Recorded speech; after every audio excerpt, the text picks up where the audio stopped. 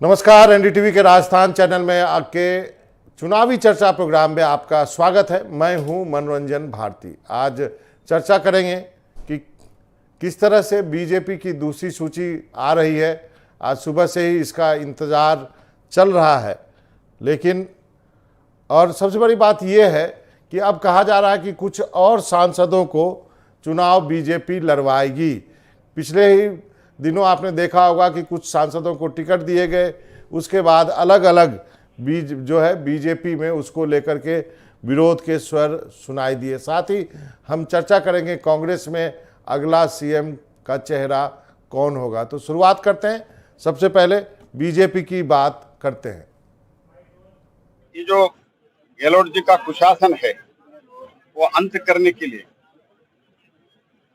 तो लोग बहुत तैयार होकर बैठे थे। चुनाव अनाउंस हो गया है और मुझे पूरा विश्वास है, I am fully confident, Gehlot ji का सरकार को जनता ने उखाड़ के फेंक देंगे और भारतीय जनता पार्टी को 2/3 बहुमत से कम 2/3 बहुमत से अपनी सरकार रचने जा रही है। तो आप प्रहलाद जोशी को सुन रहे थे, जो कि यहाँ पर केंद्र में मंत्री हैं। लेकिन सबसे बड़ी खबर जो है बीजेपी से यही है कि कुछ और सांसदों को बीजेपी इस बार चुनाव मैदान में उतारने वाली है। हमारे साथ नीरज हैं हमारे स्टूडियो में, साथ में हर्षा जो है वो जुड़ गई हैं हमारी सहयोगी। हर्षा, सबसे पहले आपके पास चलते हैं, क्या खबर है? फिर से कुछ और सांसदों की बात हो रही है? जी बिल्कुल मनोरंजन, खबर ये है कि कुछ और सांसदों को बीजेपी तैयार करना चाहती है मैदान में उतारने के लिए। ये चर्चा है और इसमें सबसे आगे जो नाम है चर्चा में वो है गजेंद्र सिंह शेखावत का। लग रहा है कि गजेंद्र सिंह शेखावत का नाम इस सूची में आएगा। पहले भी हम इसका जिक्र कर चुके हैं कि हो सकता है उनको जोधपुर में ही सरदार शहर में अशोक गहलोत के सामने भी उतारा जा सकता है। अगर वहां नहीं उतारेंगे तो हो सकता है उनको पोखरण से भी चुनाव लड़ाया जा सकता है। यानी कि जो कांग्रेस के दिग्गज नेता हैं उनको अपने घर में ही घेरेगी बीजेपी, ये उनकी एक रणनीति है।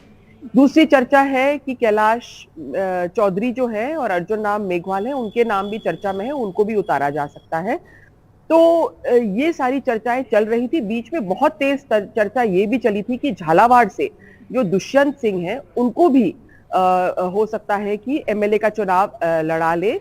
लेकिन अब बताया जा रहा है कि ये जो है डिसीजन ये शाम में डिसाइड होगा कि झालावाड़ में किस तरह से समीकरण बैठेंगे। वैसे झालावाड़ से जो खबर आ रही है वो ये आ रही कि जो 5 सीटें जो झालावाड़ एमपी लोकसभा में आती हैं और जो वहां पर उम्मीदवार जीत के आए हैं उनको रिपीट करेंगे। उसमें 6 हैं वहां पर और 5 जीत के आए हैं।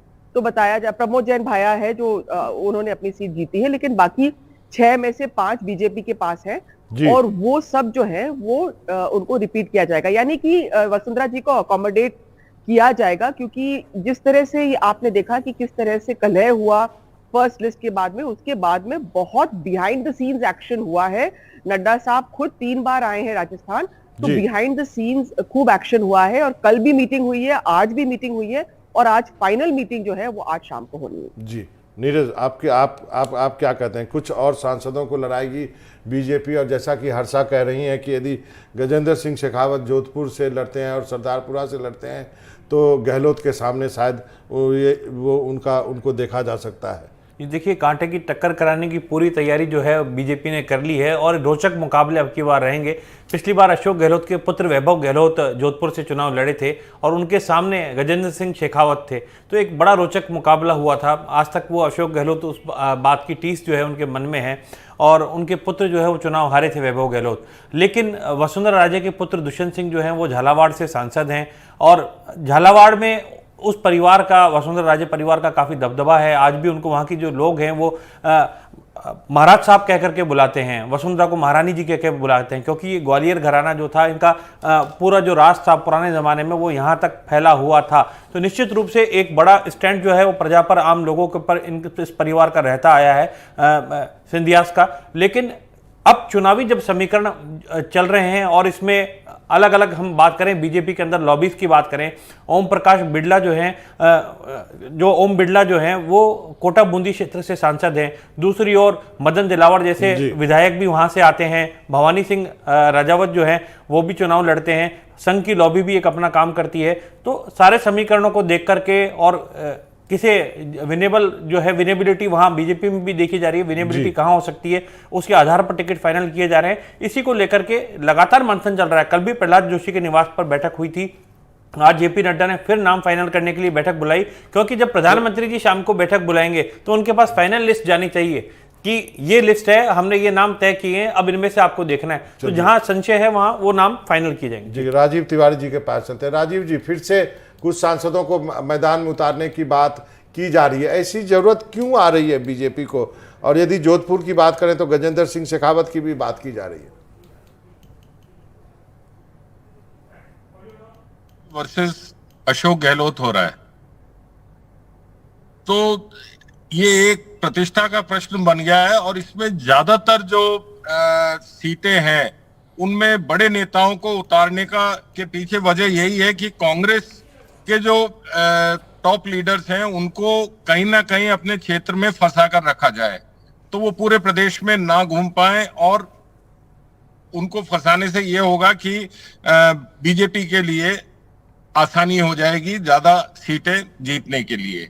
और जो ये गजेंद्र सिंह वाला जो मामला है कि सरदारपुरा से उनको अशोक गहलोत के सामने खड़ा करने का, तो पहले भी हमारी बात हुई थी इसी पे कि ये जो है डिसीजन वो बीजेपी का हो तो रहा है, लेकिन एक तरीके से एक सांसद की सीट को आप खराब करेंगे, क्योंकि सरदारपुरा में गहलोत को हराना, जो जातिगत समीकरण वहां पे है और गहलोत जी ने जो वहां काम कराए हैं, और जो लोग जानते हैं कि ये मुख्यमंत्री सीट है और मुख्यमंत्री यहां से जीतते हैं तो अशोक गहलोत तो मुख्यमंत्री बनेंगे फिर से। तो इस वजह से, और जो पिछला चुनाव इनके वैभव गहलोत को हराया था, तो वैभव गहलोत उस समय बिल्कुल अपरिपक्व राजनीतिज्ञ थे, उनका पहला चुनाव था। और गजेंद्र सिंह जो थे, बीजेपी उस समय मोदी की लहर चल रही थी, इस वजह से वो 2 लाख से ज्यादा वोटों से वहां जीते थे। और संसदीय और विधानसभा चुनाव में बहुत बड़ा फर्क होता है, और इसी वजह से जो गजेंद्र सिंह को वहां उतारने की जो चल रही है, उसके पीछे बीजेपी की रणनीति यही है कि बीकानेर से हम मेघवाल जी को उतार दें, चौधरी जी को हम बाड़मेर से उतार दें, और दुष्यंत सिंह को झालावाड़ से। तो वहां से तो झालावाड़ से तो मेरे ख्याल में दुष्यंत सिंह जी को नहीं लड़ाएंगे। हो सकता है कि उनको केशव राय पाटन या किसी दूसरी जगह से टिकट दे दिया जाए जी। और वसुंधरा जी का जहां तक है कि वसुंधरा जी के जो कल रात को मीटिंग हुई है प्रहलाद जोशी जी के घर पे, उसमें वसुंधरा जी के जो ज्यादातर कैंडिडेट्स थे जो पिछली बार जीते हैं, उनमें से अधिकतर को वापस से टिकट देने की बात पर सहमति बनी है। सही बात है, तो ये बात है। और ये आपने सही कहा कि दुष्यंत को नहीं लड़ा जाएगा, ये जानकारी हमारे पास भी आई। आगे बढ़ते हैं, अब कांग्रेस की बात कर लेते हैं। मुख्यमंत्री का चेहरा कौन होगा, इसको लेकर के सचिन पायलट ने बड़ा बयान दिया है। सीएम गहलोत ने प्रेस कॉन्फ्रेंस के दौरान एक बात कही कि सीएम का पद मुझे नहीं छोड़ रहा, तो उसके जवाब में पायलट ने कहा कि मुख्यमंत्री कौन बनेगा ये फैसला हाईकमान लेगा। चुनाव के बाद कांग्रेस सरकार आने पर जो है अगला सीएम जो है विधायक तय करते हैं। तो इस पर जो है बातें जो चर्चा चल रही है, सुनाते हैं कि क्या कहा है इन दोनों ने, उसके बाद हम इस पर बातें करेंगे।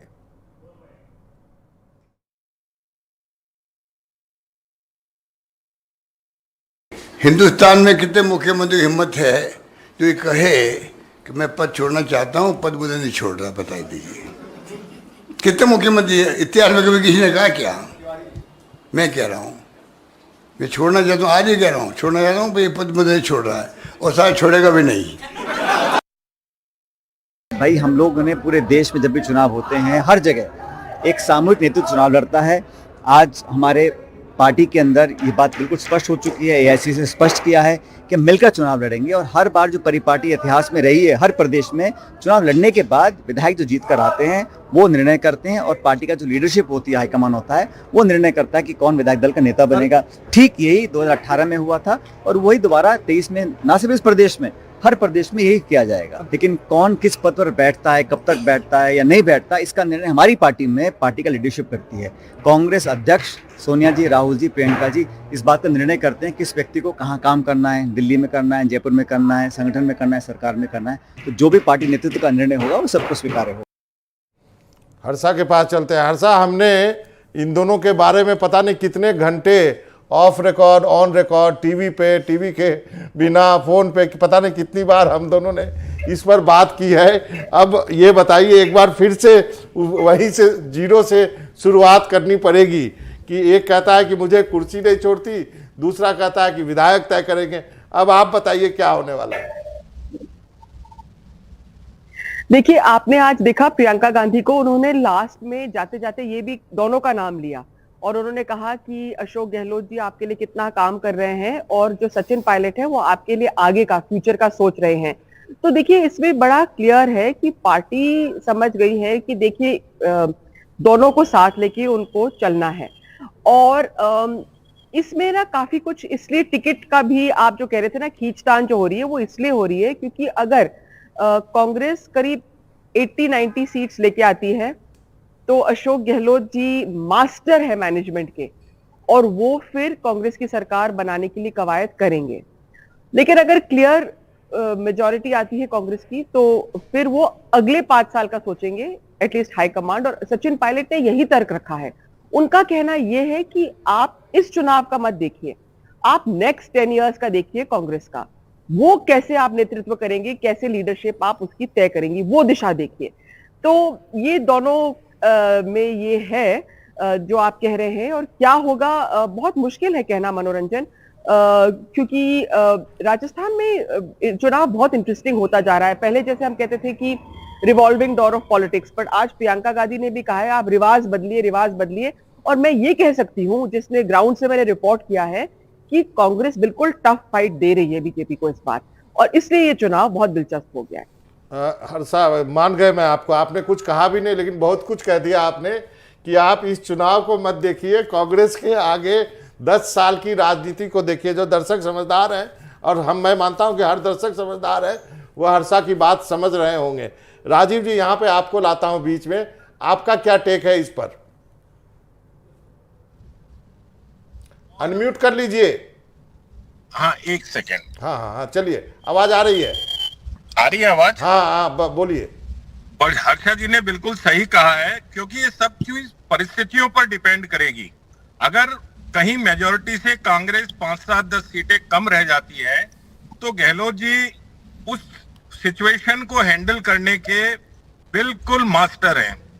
पिछली बार भी यही हुआ था कि बिल्कुल बहुमत के किनारे आके अटकी थी कांग्रेस, और वहीं गहलोत जी ने अपना जादू दिखाकर और सरकार बनाई थी, और बहुत सारे 13 निर्दलीय और 6 बीएसपी, इन सबको और एक ट्राइबल पार्टी के, उनको मिला के उन्होंने अपना एक अच्छा खासा बहुमत वहां पर तैयार कर लिया था। तो ये जो चीजें हैं ये पुराने अनुभव से आती हैं, और जब अगर ऐसी स्थिति आई कि मेजॉरिटी से कहीं कम रह गई कांग्रेस, तो फिर देखिए कि आप वो सारी चीजें गहलोत जी के हाथ में आ जाएंगी। और अगर 115 से 110 से या 120 के बीच में कहीं सीटें आती हैं तो फिर सीएम का निर्णय जो है वो आलाकमान के ऊपर छोड़ा जाएगा। लेकिन मेरा राजीव जी, हम यहाँ पे मेरा एक सवाल है, सचिन पायलट के लिए इंतजार कुछ लंबा नहीं होता जा रहा है? देखिए, अभी उनके पास समय है, वो अभी यंग है। गहलोत जी का मेरे ख्याल में ये आखिरी विधानसभा चुनाव है, इसके बाद हो सकता है वो रिटायरमेंट ले ले या जो राज्यसभा में चले जाएं, राज्यसभा में या कहीं जिस भी स्थिति में रहें।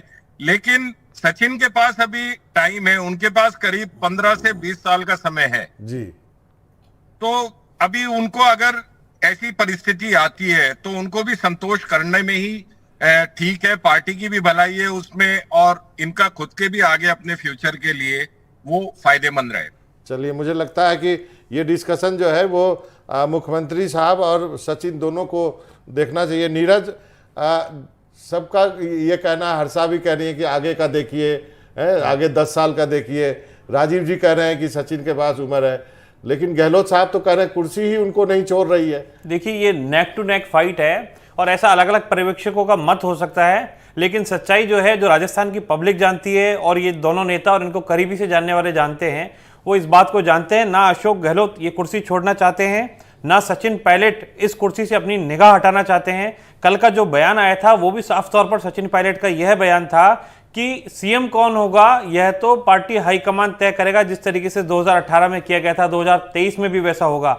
वो विधायक दल भी बैठेगा, सोनिया, राहुल गांधी, प्रियंका गांधी बैठेंगे। यानी वो चाहते हैं, अभी भी सीएम फेस पर उनकी पूरी नजर है और उनके समर्थकों की भी नजर है। कुछ ना कुछ प्रॉमिस भी सचिन पायलट से किए गए थे। जहां तक बात रही राजनीतिक जोड़ तोड़ की, पिछली बार अशोक गहलोत इसलिए जोड़ तोड़ कर पाए थे, 99 के आसपास उनकी सीट आ गई थी, मैजिक फिगर था 101, इसलिए जो निर्दलीय है वो साथ में हो गए, जहां सत्ता जारी होती है वहां चले जाती है। और बीजेपी की 71 सीट आई थी, बाद में एक सीट कम हो गई शोभा रानी कुशवाहा की, एक गुलाब चंद कटारिया जो है वो बाहर चले गए, राज्यपाल बन गए। इस वजह से बीजेपी के पास इतना सीटों का अंतर था कि उस मार्जिन को बीजेपी भरपाई नहीं कर पाई। लेकिन अब की बार जोड़ तोड़ करने में बीजेपी भी कोई कसर नहीं रखेगी यदि मार्जिनल मुकाबला होता है। अच्छा, चलिए आप तीनों से एक अंतिम सवाल, एक लाइन का उत्तर चाहूंगा। हर्षा आपसे, राजीव जी आपसे, नीरज आपसे। हम सब यहाँ पे चर्चा ऐसे कर रहे हैं जैसे कि कांग्रेस जीत रही हो, आप लोग का क्या आकलन है? यहाँ तो कुछ और सुनाई दे रहा है। हर्षा आपसे। देखिए मनोरंजन, मैं ये कह रही हूँ कि मेरे को जरूर लग रहा है कि कांग्रेस इस बार फाइट में है, चैलेंज में है। वो ऐसा क्लीन स्वीप बीजेपी को नहीं होएगा जैसे पिछली बार हुआ था, लेकिन क्योंकि रिवॉल्विंग डोर ऑफ पॉलिटिक्स का रिवाज है, वोट फॉर चेंज है, हो सकता है। और पिछली बार वोट शेयर का अंतर बहुत बहुत कम था। This election can go anywhere, but right now I think the BJP has the slight edge. Okay, Rajiv ji. देखिए, ये बहुत कड़ा मुकाबला है इस बार, क्योंकि बीजेपी की राह आसान होती यदि उसके अंदर आपसी मतभेद नहीं होते। ओके, और इसी वजह से कांग्रेस बहुत अच्छी फाइट में है और आगे 25 तारीख को किसके हक में ज्यादा वोट पड़ेंगे या कौन जीतेगा ये अभी बिल्कुल स्पष्ट रूप से नहीं कहा जा सकता। नीरज, पिछले दिनों राहुल गांधी जब जयपुर आए थे, राजस्थान आए थे, उन्होंने कहा था कि छत्तीसगढ़ में तो हम जीत रहे हैं लेकिन राजस्थान में जीत सकते हैं। कांग्रेस का सर्वे कहता है 70 से 80 सीटें कांग्रेस पार्टी को मिल रही थी, लेकिन उसको 101 पहुंचाने तक के लिए गहलोत सरकार ने तमाम घोषणाएं जो है वो जनहित की घोषणाएं खोल के रख दी, अपना गारंटी कार्ड निकाल के जनता के सामने रख दिया, विजन डॉक्यूमेंट 2030 का अभी चुनाव से पहले मैनिफेस्टो के रूप में रख दिया ताकि इसे देखे और कांग्रेस को वोट दे। चलिए, आप तीनों का बहुत बहुत शुक्रिया। देखते हैं जनता जो है वो क्या करती है। जनता जनार्दन है, फैसला उन्हीं के हाथ में।